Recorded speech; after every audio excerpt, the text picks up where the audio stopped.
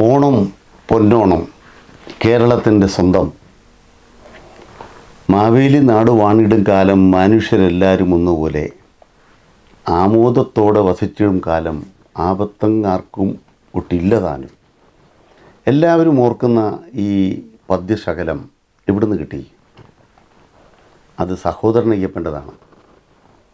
കോൺഗ്രസിൻ്റെ മന്ത്രിസഭയിൽ അംഗമായിരുന്ന, ശ്രീനാരായണ ധർമ്മപരിപാലന യോഗത്തിൻ്റെ നേതാവായിരുന്ന, അതേപോലെ തന്നെ ശ്രീനാരായണ ഗുരുദേവൻ്റെ ഏറ്റവും പ്രധാനപ്പെട്ട ശിഷ്യന്മാരിലുണ്ടായി ഒരാളായിരുന്ന പന്തി ഭോജനത്തെ തുടർന്ന് പുലയനയ്യപ്പൻ എന്ന് പേര് സമ്പാദിച്ച സഹോദരൻ അയ്യപ്പനാണ് അദ്ദേഹത്തിൻ്റെ പേരിലുള്ള ഏറ്റവും പ്രധാനപ്പെട്ട ഒരു പദ്യശകലമാണ് ഇപ്പോൾ ഈ കേട്ടത്. അത് വായിക്കുമ്പോൾ തന്നെ എത്രത്തോളം സന്തോഷമുണ്ടാകും. ഒരു കേരളത്തെക്കുറിച്ച്, മലയാള നാടിനെക്കുറിച്ച്, ഓണത്തെക്കുറിച്ചുള്ള ഒരു സ്വപ്നം. ഓണം നടത്തുക, ഓണത്തിൽ പങ്കെടുക്കുക, ഓണാഘോഷത്തിൻ്റെ ഭാഗമാകുക, ഓണാഘോഷത്തിൻ്റെ എല്ലാ കൂട്ടായ്മകളെയും വികസിപ്പിക്കുക എന്നത് ഇന്ന് കേരള രാഷ്ട്രീയത്തിലെ ഏറ്റവും പ്രധാനപ്പെട്ട ഒരു മതനിരപേക്ഷ ഇടപെടലായി തീർന്നിരിക്കുന്നു. അതുകൊണ്ട് മുൻപ് കാലങ്ങളിൽ ഓണത്തിൽ പങ്കെടുത്ത പോലെയല്ല 2024 ഓണത്തിൽ പങ്കെടുക്കുന്നത്. നമ്മളെ ഓരോരുത്തരെയും ഓരോ തുരുത്തുകളിലേക്ക് മാറ്റാൻ ഓരോ കൂട്ടരും ശ്രമിച്ചുകൊണ്ടിരിക്കുന്നു. ഓണത്തിൽ ഞങ്ങളെന്തിനാണ് പങ്കെടുക്കുന്നത്? മഹാബലി വരാൻ ഞങ്ങൾ കാത്തിരിക്കണോ? ഈ ആശയം ഇസ്ലാമിക തീവ്രവാദികൾ ഉന്നയിക്കുകയും അതിൻ്റെ ഭാഗമായി ഓണത്തിൽ നിന്ന് വേറിട്ട് നിൽക്കുക എന്നുള്ളതാണ് തങ്ങളുടെ താല്പര്യമെന്ന് ആ തീവ്രവാദികൾ പല ആളുകളും നിരവധിയായ ആഖ്യാനങ്ങളിലൂടെ നമ്മുടെ പൊതുമണ്ഡലത്തിൽ വന്ന് നിറയുന്നുണ്ട്. ഓണാഘോഷത്തിൽ പങ്കെടുക്കുന്നത് കേരളത്തിൻ്റെ പാരമ്പര്യമാണ്. പക്ഷേ അതിൽ മുസ്ലിങ്ങൾ പങ്കെടുക്കേണ്ടതുണ്ടോ എന്ന ചോദ്യം ഉയർത്തുന്ന അതിതീവ്രമായ മതമൗലികവാദികൾ നമ്മുടെ നാട്ടിലുണ്ട്. അത് ഇസ്ലാം മതത്തിൽ മാത്രമാണ് തെറ്റിദ്ധരിക്കേണ്ട. ക്രിസ്തു മതവുമായി ബന്ധപ്പെട്ട് പ്രവർത്തിക്കുന്ന ചില ആളുകളും വിപ്രതിപത്തി പ്രകടിപ്പിക്കുന്ന നമ്മൾ കണ്ടിട്ടുണ്ട്. ഹിന്ദു മതക്കാർക്ക് ഓണം ഏത് തരത്തിലാണ് ഒരാഘോഷമാകുന്നത്? യഥാർത്ഥത്തിൽ ഹിന്ദുമതത്തിൻ്റെ സത്തയായി മുന്നോട്ട് വെക്കുന്ന ദശാവതാര സങ്കല്പങ്ങളിൽ എന്താണ് രൂപപ്പെട്ടു വന്നിട്ടുള്ളത്? ആ രൂപപ്പെട്ട സങ്കല്പങ്ങൾക്കുള്ള ഒരു എതിർ ചോദ്യമാണ് ഓണം ഉയർത്തുന്നത്. നിങ്ങൾ ആരെയാണ് സ്വീകരിക്കുന്നത്?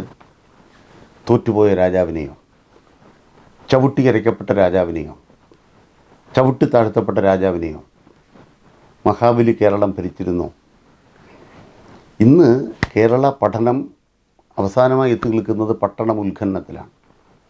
പട്ടണം ഉത്ഖനനം കൊടുങ്ങല്ലൂരിനടുത്തുള്ള പറവൂരിൽ അടുത്തുള്ള പട്ടണം എന്ന് പറയുന്ന ആ ഗ്രാമത്തിൽ നടക്കുന്ന ഉത്ഖനനമാണ്.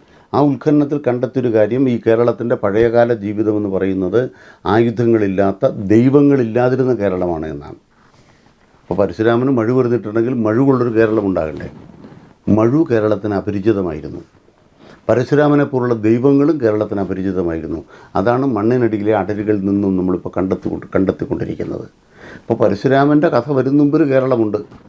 അതിനെക്കുറിച്ചൊക്കെ കേരളത്തിൻ്റെ പ്രാചീന മലയാളം എന്ന പുസ്തകത്തിൽ ചട്ടമ്പി സ്വാമികൾ കുറേ കാര്യങ്ങൾ പരശുരാമന് മുഴുവൻ കേരളമുണ്ടായി എന്ന കെട്ടുകഥയെ നിരാകരിക്കുന്നുണ്ട്.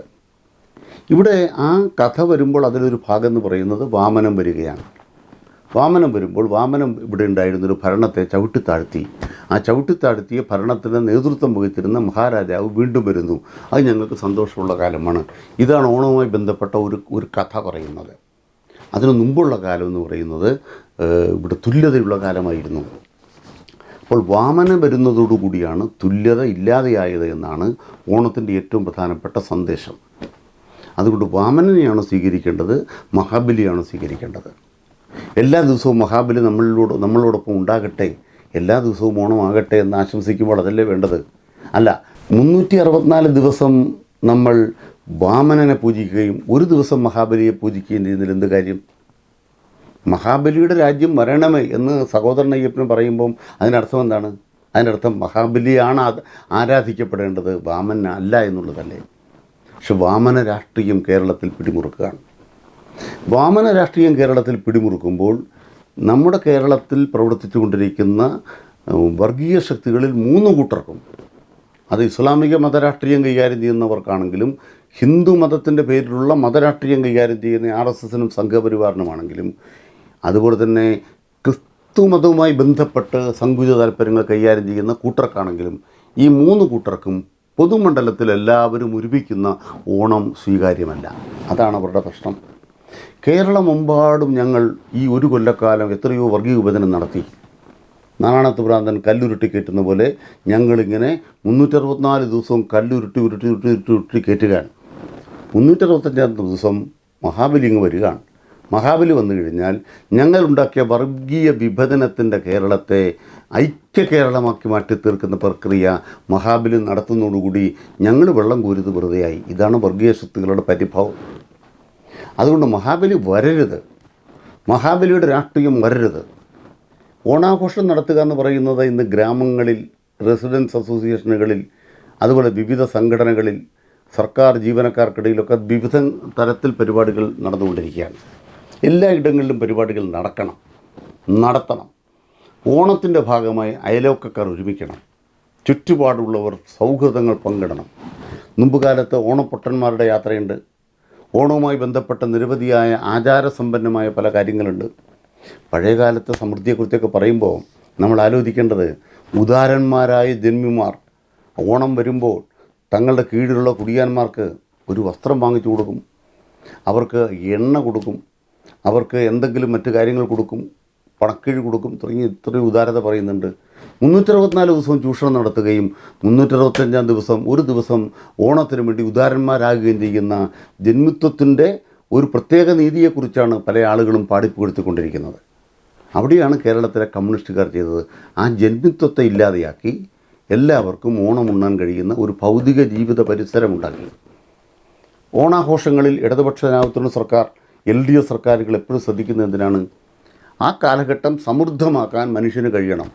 അപ്പം വിഭവങ്ങൾ പരമാവധി ജനങ്ങൾക്ക് എത്തിക്കണം. അതെല്ലാ കാലത്തും ഇടതുപക്ഷ ജനാധിപത്യ സർക്കാരുകൾ ചെയ്യാറുണ്ട്.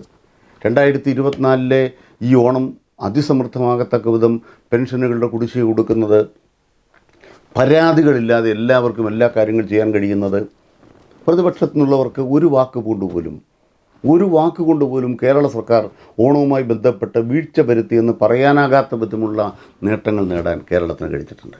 ആര് ശ്രദ്ധിക്കാൻ? പെൻഷൻ മുടങ്ങാത്തത് കൊണ്ട് പെൻഷൻ വന്നില്ല എന്ന് പത്രങ്ങൾക്ക് വാർത്ത കൊടുക്കാൻ പറ്റാത്തത് കൊണ്ട് പെൻഷൻ കൊടുത്തു എന്ന വാർത്ത മാധ്യമങ്ങൾ വരില്ല. ഏതെങ്കിലും പ്രത്യേക വിഭാഗക്കാർക്ക് പ്രത്യേകമായി എന്തെങ്കിലും ആനുകൂല്യങ്ങൾ കിട്ടാതിരുന്നിരുന്നെങ്കിൽ ഓണത്തിന് കിട്ടിയില്ല എന്ന് വാർത്ത വന്നേനെ. ഇതേവരെ ഓണത്തിന് കിട്ടിയില്ല എന്നൊരു വാർത്ത ഒരു മാധ്യമവും ഒരു വിഭാഗത്തെക്കുറിച്ച് കൊടുത്തില്ല. ആരും പരാതിപ്പെടുന്ന കണ്ടില്ല. എന്താ പരാതികളില്ലാതെ വന്നത്? സർക്കാർ മാന്യമായി ചെയ്യുന്നു.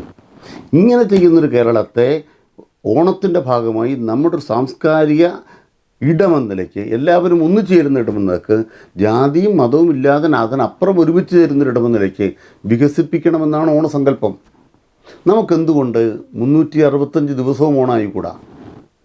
ഈ ഓണത്തിൻ്റെ ചിന്തകൾ എല്ലാ ദിവസവും ആയിക്കൂടാ? നമ്മുടെ ഇടയിലേക്ക് വർഗീയവാദികൾ കടന്നു വരികയും ആ വർഗീയത തലയിൽ കയറ്റുകയും ഓരോ മതക്കാർക്കെതിരെയും മറ്റു മതക്കാർ വിദ്വേഷകരമായ നിലപാടുകൾ സ്വീകരിക്കുകയും ചെയ്യുന്ന പുതിയ കാലം. അതിലൊരു കൂട്ടർ ഭേദമെന്നോ ഒരു കൂട്ടർ മോശമാണെന്നോ ഒരു കൂട്ടർ വലുതാണെന്നോ ചെറുതാണെന്നോ പറയണ്ട. ന്യൂനപക്ഷ വർഗീയതയും ഭൂരിപക്ഷ വർഗീയതയും ഒരുപോലെയാണ്. പായസത്തിൽ ഉപ്പിട്ടു, ഉപ്പ് ന്യൂനപക്ഷം ആയതുകൊണ്ട് പായസമല്ലാതെ പായസമായി തീരുമോ? അത് പായസമല്ലാതായിത്തീരും. അത് ന്യൂനപക്ഷ വർഗീയത കുഴപ്പമുള്ളതല്ല എന്ന തലത്തിലാണ് കുറേ പേർ പെരുമാറിക്കൊണ്ടിരിക്കുന്നത്. അങ്ങനെ ന്യൂനപക്ഷം എന്ന് പറയുന്നവർ ന്യൂനപക്ഷ വർഗീയത നടപ്പാക്കുമ്പോൾ അത് ഭൂരിപക്ഷ വർഗീയതയ്ക്ക് വളമാകുന്നു, അത് പായസമല്ലാതായിത്തീരുന്നു. നമുക്കതുകൊണ്ട് ഓണസങ്കല്പം എന്ന് പറയുന്നത് കേവലം ഓണത്തിൽ നിർത്താതെ ഓണത്തിൻ്റെ സാംസ്കാരികമായ എല്ലാ കാര്യങ്ങളെയും നമുക്ക് മുന്നോട്ട് വെക്കാൻ കഴിയണം. അവിടെയാണ് കേരളത്തിൻ്റെ തനിമയുടെ പ്രത്യേകത. മലയാളി എന്ന് പറയുന്നത് ഒരു പ്രത്യേക സ്വത്വമുള്ളവരാണ്, സ്വത്വബോധമുള്ളവരാണ്. പണ്ട് മലയാളിക്ക് സ്വത്വമില്ലായിരുന്നു. മലയാളിയെ ഉത്തരേന്ത്യയിൽ വിളിച്ചുകൊണ്ടിരുന്ന മദിരാശി എന്നായിരുന്നു. കോൺഗ്രസ് പാർട്ടി ദക്ഷിണപ്രദേശ് എന്നൊരു സംസ്ഥാനം വേണമെന്ന് ആവശ്യപ്പെട്ടിരുന്നു. ഉത്തർപ്രദേശുള്ള പോലെ കേരളം ഉൾപ്പെടെ തമിഴ്നാട്, ആന്ധ്ര, കർണാടക, ദക്ഷിണപ്രദേശ്. കമ്മ്യൂണിസ്റ്റ് പാർട്ടിയുടെ മുദ്രാവാക്യമാണ്. Communist party ആവശ്യപ്പെട്ടതാണ് Malayalam. ആ മലയാളത്തെ അടിസ്ഥാനമാക്കി മാതൃഭൂമിയായ കേരളം മലയാളികളുടെ മാതൃഭൂമി എന്ന പുസ്തകം EMS എഴുതിയത് ആ കാഴ്ചപ്പാടിലാണ്. അതിൽ EMS പറയുന്നുണ്ട് എങ്ങനെയാണ് വാമന രാഷ്ട്രീയം ഒന്ന് നമ്മുടെ കേരളത്തെ ചവിട്ടി താഴ്ത്തിയത്. 1200 കൊല്ലക്കാലം മുമ്പ് ഇവിടെ നടപ്പാക്കപ്പെട്ട മലയാളം കലണ്ടർ ബ്രാഹ്മണ കലണ്ടറാണ്. ആ പൗരോഹിത്യത്തിൻ്റെ ബ്രാഹ്മണ പൂജയുടെ ഒരു മതത്തെ ഇവിടെ കൊണ്ടുവന്നു. അതിൻ്റെ ഭാഗമായി എങ്ങനെയാണ് ഇവിടുത്തെ സംസ്കാരം തകർന്നത്, എങ്ങനെയാണ് ഇവിടുത്തെ സാംസ്കാരികമായ മുന്നോട്ടുള്ള യാത്രയെ തടസ്സപ്പെടുത്തിയത്, ജനജീവിതത്തെ, അവൻ്റെ കുടുംബജീവിതത്തെ അപജയപ്പെടുത്തിയത്, മരുമക്കത്തായ എങ്ങനെ കടന്നു വന്നു മക്കത്തായത്തിൻ്റെ സ്ഥാനത്ത്, ഇതെല്ലാം നമ്മുടെ EMS അക്കാര്യത്തിൽ വിശദീകരിക്കുന്നുണ്ട്. ഇവിടെയാണ് മെച്ചപ്പെട്ട ജീവിത സംസ്കാരത്തിന് വേണ്ടിയുള്ള കേരളത്തിൻ്റെ പോരാട്ടത്തിൻ്റെ വറ്റാത്ത ഇന്ധനമാണ് ഓണം നൽകുന്നത്. തുല്യതയ്ക്ക് വേണ്ടി, സമത്വത്തിന് വേണ്ടി, സോഷ്യലിസം എന്ന് വിളിക്കുന്ന ആശയത്തിന് വേണ്ടി ഓണം പോലെ മഹത്തായ മറ്റൊരാശയമുണ്ട്. നമ്മുടെ മലയാളം, ഇന്ത്യയിൽ നാം ഇന്ത്യക്കാരായിരിക്കുമ്പോൾ പ്രാഥമികമായി നമ്മൾ മലയാളികളാണ്. മലയാളി ആയതുകൊണ്ടാണ് ഞാൻ ഇന്ത്യക്കാരനായിരിക്കുന്നത്. എൻ്റെ മലയാളം എനിക്ക് പ്രിയപ്പെട്ടതാണ്, എൻ്റെ കേരളം എനിക്ക് പ്രിയപ്പെട്ടതാണ്. കേരളം എൻ്റെ സംസ്ഥാനമാണ്. സംസ്ഥാനം എന്ന് പറയുന്നത് ഒരു ഘടകമാണ്. ആ ഘടകത്തെ നിലനിർത്തുന്ന ഒരു സ്വത്വമാണ് ഓണം നമ്മുടെ മുന്നിൽ അവതരിപ്പിക്കുന്ന മലയാളികളുടെ പ്രത്യേകമായ മൂല്യവിശേഷങ്ങൾ. നമ്മുടെ മലയാള നാട് ചെന്നെത്തിയിട്ടുള്ള എല്ലാ ഉയരങ്ങൾക്ക് പിന്നിലും ഓണം പകർന്നു നൽകുന്ന ഐക്യത്തിൻ്റെ, തുല്യതയുടെ, സമത്വത്തിൻ്റെ, സമഭാവനതയുടെ മഹാശയങ്ങളുണ്ട്. ആശയങ്ങളെ വികസിപ്പിക്കാൻ ഓണം അതിൻ്റെ പൊതു ഇടമായി നിലനിൽക്കണമെന്ന കാഴ്ചപ്പാടോടെ നമുക്ക് ഓണാഘോഷങ്ങൾ നേടാം. ആ ഓണാഘോഷങ്ങളിൽ ഉണ്ടാകുന്ന ഐക്യം മറ്റന്നാൾ വന്ന് വർഗീയവാദികൾ തകർക്കുന്ന നില വരരുത്. ഒരു ചോദ്യമുണ്ട്.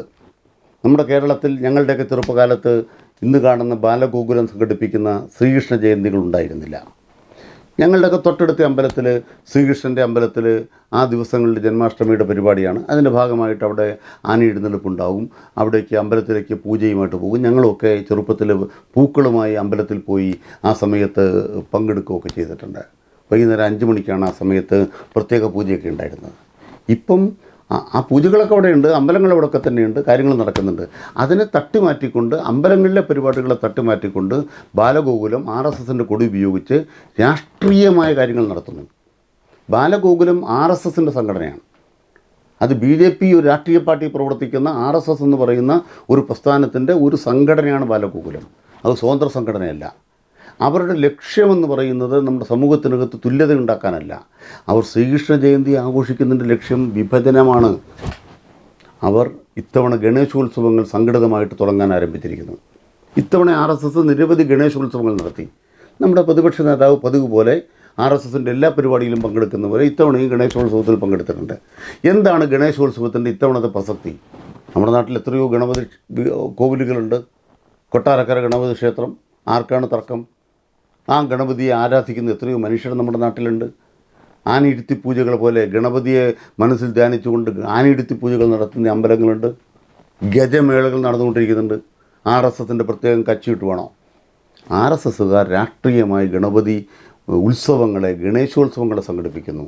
അപ്പോൾ ബാലഗോകുലം സംഘടിപ്പിക്കുന്ന ഒരു ഉത്സവം അല്ലെങ്കിൽ ഗണേശോത്സവങ്ങൾ, ഇവയൊക്കെ തന്നെ വർഗീയമായിട്ടാണ് ആളുകളെ ഒരുമിച്ച് ചേർക്കാൻ നോക്കുന്നതെങ്കിൽ മതനിരപേക്ഷമായി എല്ലാവരും ഒരുമിപ്പിക്കുന്ന കേരളത്തിൻ്റെ ഓണം, ആ ഓണസങ്കല്പത്തെ എല്ലാ ദിവസവും കാത്തു സൂക്ഷിക്കുന്ന ഒരു സംസ്കാരം നമ്മുടെ മലയാളിക്കുണ്ടായിരുന്നെങ്കിൽ നന്നായിരിക്കും. നന്ദി.